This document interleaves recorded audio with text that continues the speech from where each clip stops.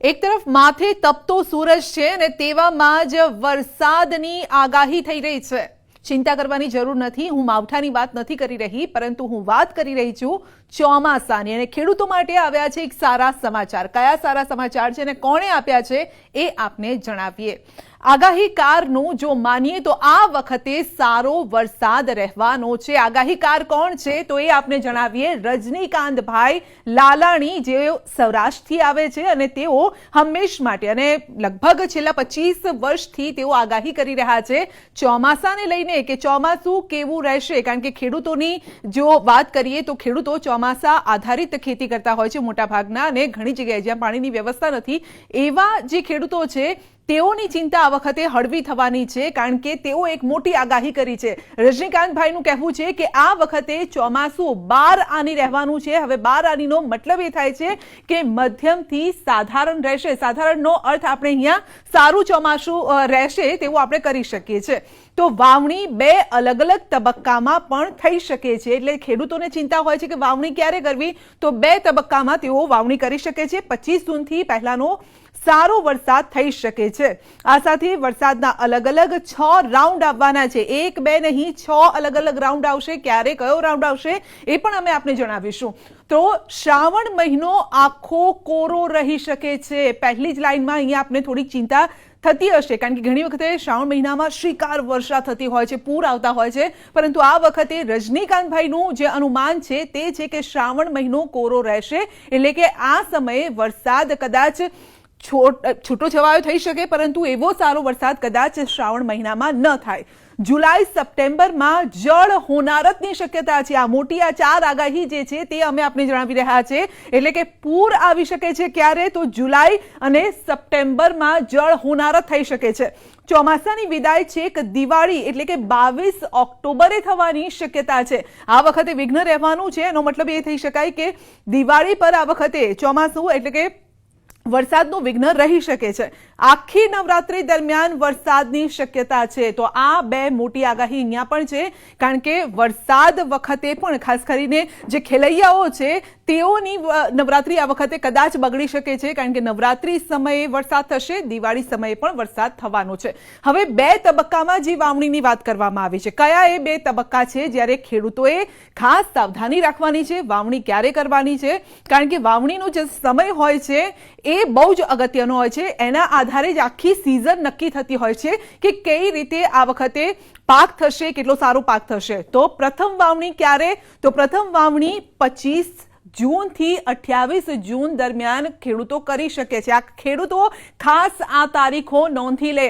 ક્યારે વાવણી કરવાની પ્રથમ તબક્કાની, તો 25 થી 28 જૂન દરમિયાન, અને બીજા તબક્કાની જે વાવણી છે તે 2 જુલાઈથી 17 જુલાઈ દરમિયાન તેઓ કરી શકે છે। આ સમયગાળો એટલા માટે નક્કી કરવામાં આવે છે કારણ કે આગળના સમયમાં જે વરસાદ કેવો રહેશે, આ સમયમાં જો આપ વાવણી કરો છો તો આગળના સમયમાં જે વરસાદ સારો થાય તો એ પાકને અનુકૂળ રહી શકે છે। હવે કયા મહિનાની કઈ તારીખે વરસાદ, કારણ કે આ સૌથી અગત્યનું છે।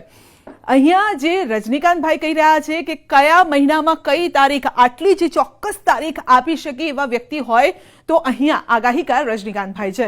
હવે મહિનો કયો, તો જૂન મહિનામાં કઈ તારીખે વરસાદ થશે, 25 26 27 28 આ કુલ 4 દિવસ વરસાદ થવાના છે। જુલાઈ મહિનામાં 2 3 6 6 થી 15 અને 17 તારીખ એટલે કુલ 13 દિવસ વરસાદ થશે। ઓગસ્ટ મહિનાની વાત કરીએ તો અહીંયા ઓગસ્ટ મહિનો આખો કોરો રહી શકે છે, છૂટો છવાય કદાચ વરસાદ થાય, પરંતુ આમ નહિવત વરસાદની શક્યતા છે। સપ્ટેમ્બર મહિનામાં વધારે દિવસો છે, અહીંયા જોઈ શકો છો 3 થી 8 11 12 18 21 થી 30 આમ કુલ 19 દિવસ વરસાદ થશે સપ્ટેમ્બર મહિનામાં। અને ઓક્ટોબર મહિનામાં 1 2 3 17 થી 20 એટલે કુલ 7 દિવસ આ રીતે વરસાદ થશે। તો સૌથી વધારે વરસાદ ક્યારે થશે, સપ્ટેમ્બર મહિનામાં સૌથી વધુ વરસાદ થઈ શકે છે। 19 દિવસ આ વરસાદ રહી શકે છે। તો કયા મહિનામાં કેટલો વરસાદ એ અમે આપને જણાવ્યો। હવે કેટલો વરસાદ થશે, કઈ તારીખે વરસાદ થશે એ આપને જણાવી દીધું, કેટલો વરસાદ થશે એ જણાવીએ, કેટલા ઇંચ વરસાદ થશે। ખાસ કરીને જે રજનીકાંતભાઈ છે તે સૌરાષ્ટ્રથી બિલોંગ કરે છે, સૌરાષ્ટ્રથી આવે છે, એટલે મોટાભાગની તેમની આગાહી સૌરાષ્ટ્ર આધારિત હોય છે। અને એ સૌરાષ્ટ્રની જો મુખ્ય આપણે વાત કરીએ તો કયા જિલ્લામાં કેટલો વરસાદ આપ જોઈ શકો છો। જ્યાં લાલ કલર અહીંયા દેખાઈ રહ્યો છે એ વિસ્તારની આપણે મુખ્યત્વે આપણે વાત કરી રહ્યા છીએ. બીજા વિસ્તારમાં એવું નથી કે વરસાદ નહીં થાય, પરંતુ જે આગાહી છે આ વિસ્તાર પૂરતી છે, એટલા માટે અમે આપને જણાવી રહ્યા છે. તો મોરબીમાં 41 ઇંચ, સુરેન્દ્રનગરમાં 37 ઇંચ, બોટાદમાં 40 ઇંચ, ભાવનગરમાં 40 ઇંચ, અમરેલીમાં 39 ઇંચ, રાજકોટમાં 45 ઇંચ, જામનગરમાં સૌથી વધુ અહીંયા દેખાઈ રહ્યા છે 53 અને દ્વારકામાં પણ વધુ છે 55 ઇંચ, પોરબંદરમાં 47 ઇંચ, જૂનાગઢમાં 51 ઇંચ, ગીર સોમનાથમાં 53 ઇંચ વરસાદ થશે. તો સૌથી વધુ આપ જોઈ શકો છો દ્વારકા અને જામનગરમાં 55 થી 53 ઇંચ અહીંયા વરસાદ થઈ શકે છે. એટલે આ વિસ્તારોમાં કદાચ પૂરની શક્યતા છે અથવા તો વધુ વરસાદ આ વિસ્તારોમાં નોંધાય તેવી આગાહી અહીંયા કરવામાં આવી છે. હવે વાત કરીએ ક્યારે વરસાદની ખેંચ અને ક્યારે અતિવૃષ્ટિ, એટલે વરસાદ ક્યારે ખેંચાશે અને ક્યારે સૌથી વધુ થઈ શકે છે એ વિસ્તાર એ દિવસોની આપણે વાત કરીશું. તો 19 જુલાઈથી 31 ઓગસ્ટ સુધી વરસાદ નહિવત રહેશે, છૂટોછવાયો થાય પરંતુ ઓછો રહી શકે છે. હવે 2 થી 17 જુલાઈ પૂર આવે એવો વરસાદ થશે. જુલાઈ મહિનો જ્યારે પૂરની શક્યતાઓ સૌથી વધુ રહેવાની છે, એ પણ કઈ તારીખોમાં? તો 2 થી 17 જુલાઈ વચ્ચે. 11 થી 30 સપ્ટેમ્બર દરમિયાન જળ હોનારત અને નુકસાન પણ સંભવિત છે. હવે આ સમયે જળ હોનારત થઈ શકે, નુકસાન પણ થઈ શકે, કારણ કે ઘણી વખતે આપણે જોયું છે કે જ્યારે અરબી સમુદ્રમાં એક વાવાઝોડા સ્વરૂપે આવતું હોય છે, જોરદાર પવન ફૂંકાતા હોય છે, તો તેવા સમયે જળ હોનારતની સાથે જે પવન રૂપી જે આફત આવતી હોય છે એ નુકસાન નોતરી શકે છે. અત્યારે વાવાઝોડાની કોઈ શક્યતા અહીંયા વર્તવામાં નથી આવી, પરંતુ પવન અને વરસાદ અહીંયા નુકસાન પહોંચાડી શકે છે. એટલે ખેંચ ક્યારે છે, વધુ વરસાદ ક્યારે થશે, એ તમામ આગાહી સાથે એટલે તારીખોની સાથે અહીંયા તેઓએ આગાહી કરી છે, જે અમે આપને જણાવ્યું છે. કારણ કે રજનીકાંતભાઈ છેલ્લા 25 વર્ષથી આગાહી કરે છે. ગયા વર્ષે પણ તેમણે જે આગાહી કરી હતી એ સચોટ સાબિત થઈ હતી અને આ વખતે પણ તેમણે જે આગાહી કરી છે, હવે એ જોવાનું રહેશે કે એ આગાહી કેટલા ટકા સાચી ઠરે છે. કારણ કે ભૂતકાળ તેમનો એ કહી રહ્યો છે કે જે કહે છે ને આપણામાં કે જો મેં બોલતા હું વો મેં કરતા હું, પરંતુ તે જે બોલે છે એવું થાય છે એવું આપણે જોયું છે. અને એટલા માટે જ અમે કહી શકીએ છીએ કે તેમની આગાહી સચોટ સાબિત થતી હોય છે.